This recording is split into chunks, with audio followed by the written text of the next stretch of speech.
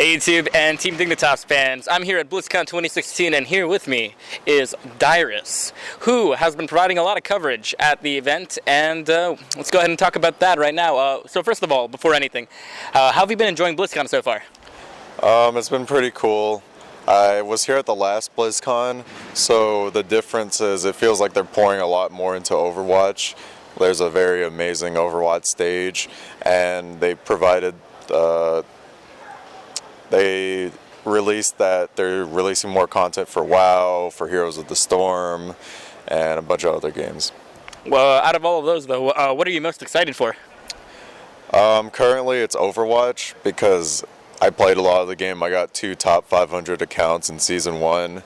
And right now I currently have 2 master accounts, but it's because I haven't been playing that much. But after the league season, I'm going to be able to play some more Overwatch. All right, nice. Yeah, I did see you tweet out saying that you want to get another top ranking on Overwatch again. Then about that, you've been providing coverage. I believe you've been providing event coverage for Overwatch. Talk to me about that. Yeah, so my current role is reporter. There was 1 or 2 segments for where I was going to be on the desk, although I didn't really want to intrude too much with my game knowledge, so I kind of toned it down, just went with what all the other casters and analysts knew about the players. If I did have to go back as an analyst on the desk again, I would probably give more of a solo queue point of view as a player who's played in high elo and has played very good Overwatch, but maybe not at a pro level. Because when you watch the games as a solo queue player, you look at it as why are they not playing these these heroes and doing these things? So you get those answers from certain pro players and analysts themselves, and it's been a very learning experience. But other than that, I've been interviewing very casual interviews with a couple of the pro players like Stir. He's not pro, but he's playing for USA. Interviewed Seagull, Poke from Canada, IDD. I forgot how to pronounce his name, but It might be IDDQW. Is it QW? IDDD. It's IDDQD. Yeah, I always get that wrong. There's actually 2 IDD players where one of them is on separate teams and then the other one's on Sweden. So he was a really nice guy. He's probably the best interview I've gotten. He provided me with a lot of information when it came to scrims, top players, if he had to build a team from all the world's players and put them together. He would choose these players, and I learned a lot from that. Nice. Then talk to me though. At this event, in fact, even a couple of the hosts that introed the beginning of BlizzCon 2016 talked about when they were talking about esports. The general consensus was Korean dominance, and it seems to apply to these events too with Overwatch and Heroes of the Storm. Heroes of the Storm, the 2 Korean teams are with being Ballistics and MVP Black. Both of them look to be very strong picks, and additionally in Overwatch, South Korea just I believe 3-0'd Russia or 4-0'd Russia. Talk to me about the Korean infrastructure and what causes them to basically have that level of dominance in even other esports outside of League of Legends.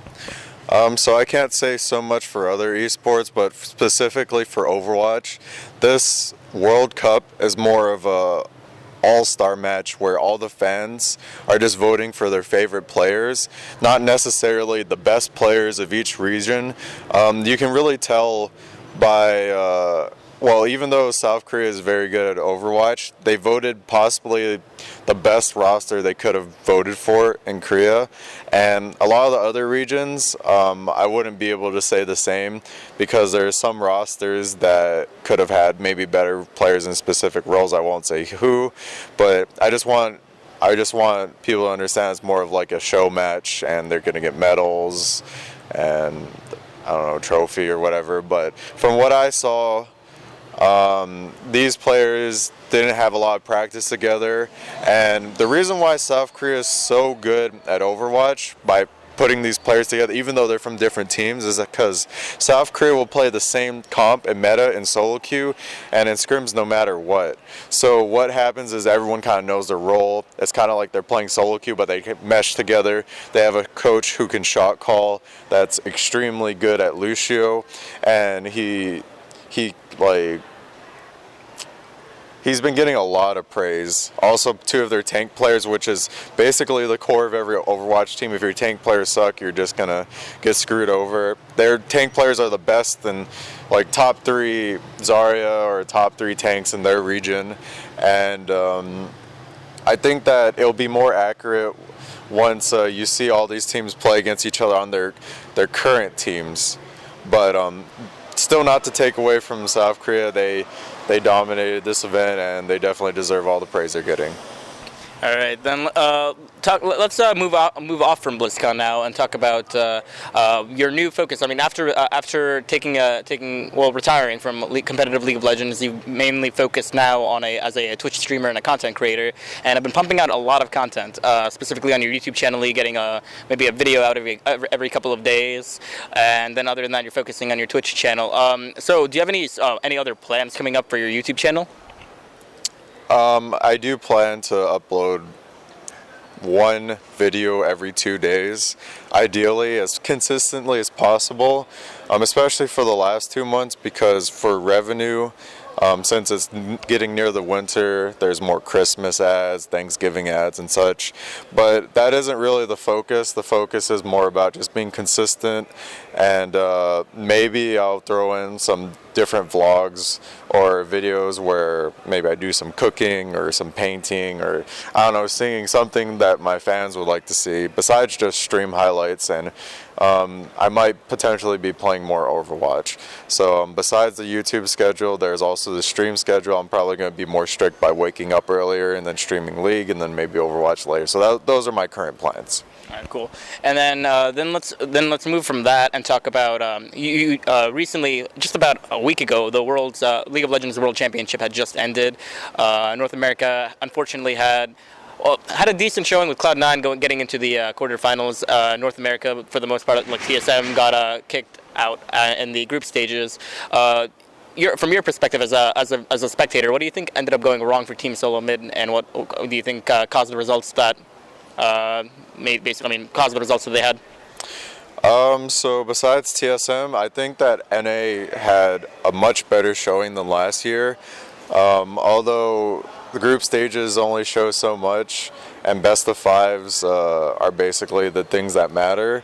I feel like TSM wasn't able to fully perform to their full extent, in my opinion, and even if they did, we don't know if they would win. But from what I saw that Biofrost is a rookie, so his first time as Worlds, he's obviously not going to perform up to the veteran kind of par.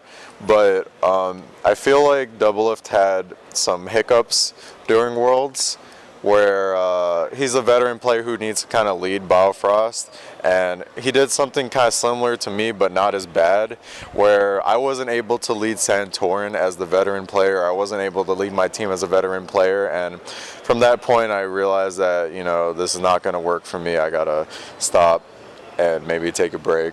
So I feel like Sven and Hanser and Bjerg played amazing. I think Hanser might have choked on one game, but I think Sven and Bjerg played really, really well, and that if they keep practicing hard going for the next year, I think they'll definitely have an even better shot than before, and only time will tell.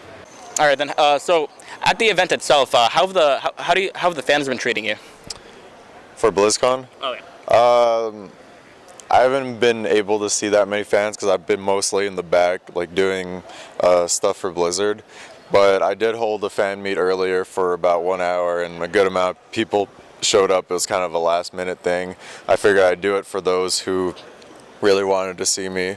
Fans have been really nice. When I talk to the other pro players and other casters, analysts, they've been really nice. So it's been a really good experience for me socially. Yeah, that's pretty awesome. I was at the fan meet. It was a pretty cool set that was happening there. Finally, do you have any last words that you'd like to say to the video real quick? Thank you to all who watch me, my viewers, my fans, and I hope you guys have a good one. All right, thank you, Dyrus. Make sure, guys, to check out Dyrus on all of his social media. Make sure to follow his Twitch channel, and I mean, he pumps out some great content, so make sure to check him out. Guy's a beast. See you guys in the next video.